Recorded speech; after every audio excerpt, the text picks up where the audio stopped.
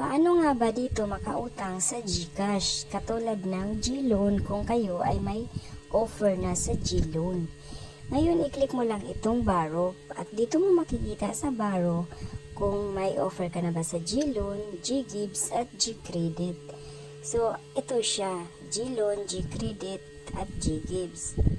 Tapos, itong GCredit, wala pa akong offer dito, pati GCredit. Pero sa GLoan is meron na. Ngayon, hiramin ko lang ito para ma-try natin. I-click lang natin iyan.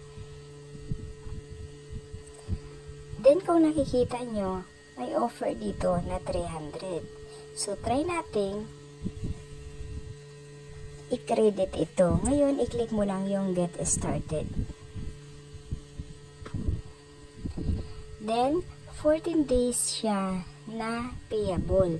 So, 1950 ang interest lang niya. So, bali, 319.50 ang inyong mababayaran after 14 days. Ayan. Then, pagkatapos, dahil hiramin natin, i-check lang natin itong tatlong box. Then, continue. Then, confirm. At i-enter mo dito ang inyong natanggap na code number. Then, click submit.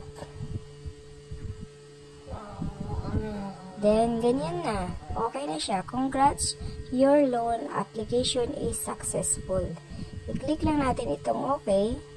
At kung nakikita nyo, andito na siya sa aking wallet. So, ganun na siya ka-easy. Thank you for watching.